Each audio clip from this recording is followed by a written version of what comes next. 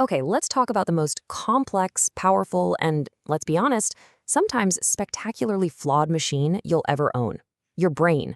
It's an incredible tool for sure, but a lot of the time, its default settings are pretty much designed to trick you.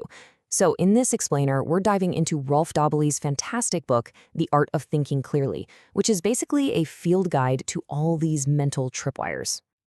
And hey, before we even get started, just look at this endorsement. That's from Nassim Nicholas Taleb, the guy who wrote The Black Swan. He's one of the most important thinkers out there on risk and uncertainty. So when a mind like that says something is a rare mix of imagination and realism, you just know you're in for something pretty special. I mean, seriously, have you ever made a decision and then later you're just like, what on earth was I thinking? Or maybe you found yourself stubbornly sticking to an idea, even when all the evidence is piling up against it? If that sounds familiar, you are definitely not alone. It's a totally human thing, and it's exactly what this book is all about. All right, so how do we start to untangle all this? Here's our roadmap. We're going to start with the surprising story of how this book even came to be. Then we'll get into what these mental errors actually are. After that, we'll explore 4 of the most common traps our brains set for us. And finally, we'll land on the book's really powerful core idea for how to think better. So first up, this unexpected conversation. You'd think a book like this would start in some university lab, right? Nope. This one begins at what sounds like a pretty fancy, informal exchange of intellectuals. So get this. Rolf Dobelli, who's a novelist and a business school grad, gets invited to this high-powered get-together. Someone there introduces him as an expert on the philosopher David Hume. Small problem, Dobelli is not. But who's sitting right there? Taleb. He pulls up a chair, and after this kind of awkward chat about Hume, the conversation shifts to Wall Street. And that's where it clicks. They find this shared fascination with the systematic errors that even the smartest people make. And that chance meeting sent Dobelli straight down a rabbit hole of cognitive psychology.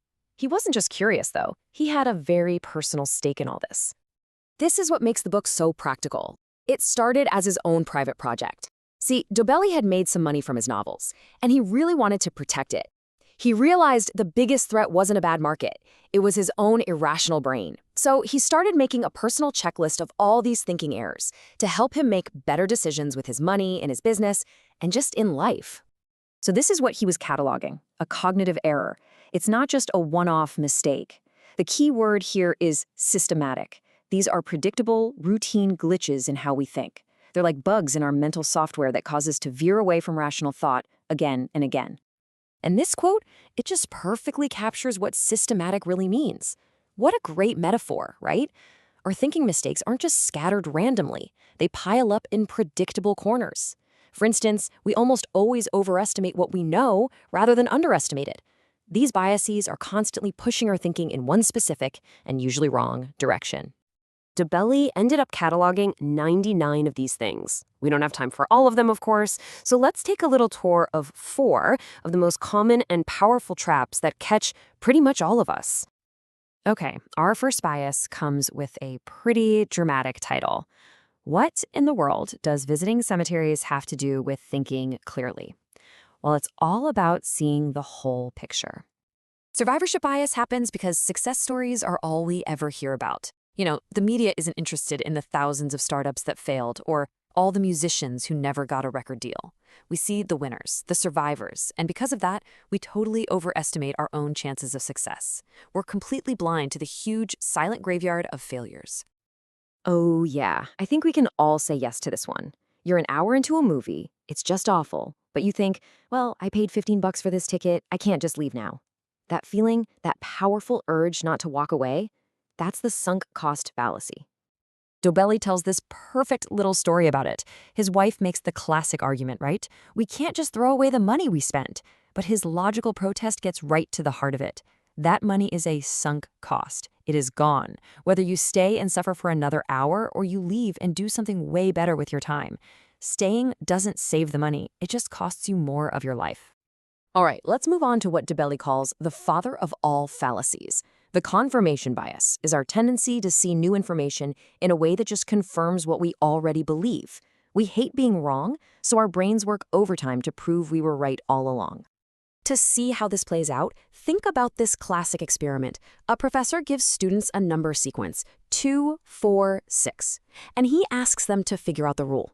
Most students immediately think, oh, the rule is add 2. So what do? They test numbers like 8, 10, and 12, and each time the professor says, yep, that fits the rule. So they confidently say they've got it, and they're wrong.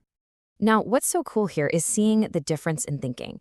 The wrong approach is to only look for proof you're right. But the right approach, the scientific approach, is to try to break your own theory. A clever student would test a number like 7 or maybe -2. The real rule was just any number that is higher than the one before it. And you would only discover that by actively trying to disprove your first idea. And for our last trap, we have framing. This one's huge. The way information is presented to us has a massive impact on our decisions, even when the underlying facts are exactly the same. Just take a look at this. These two descriptions are talking about the exact same piece of meat, but which one sounds healthier? Almost everyone goes for 99% fat-free. That positive frame just feels better, it's more appealing, and it can totally steer our choices without us even noticing. So we've seen how our brains can get us into all sorts of trouble, which brings us to our final and maybe most important section. What do we actually do about all this? How do we start thinking more clearly? And here it is, the book's most powerful idea. Thinking clearly isn't about becoming a genius or stuffing your head with more and more facts. It's about recognizing and then avoiding these common errors. Dobelli calls this via negativa, which is a Latin phrase meaning the negative way or the path of subtraction. True wisdom comes from knowing what not to do. This quote from Michelangelo is just the perfect metaphor for this whole philosophy. He didn't create the David by adding clay. He started with this giant block of marble and just chipped away everything that wasn't the masterpiece hiding inside. Thinking clearly is the same thing. It's about chipping away the biases, the fallacies, and the irrational impulses to reveal the clear, rational thought that's underneath. And that leaves us with one final question for you. Now that you can spot some of these errors, what piece of fuzzy logic, what little bias, what tiny bit of irrationality can you remove from your own decision-making? What piece of not David can you chip away today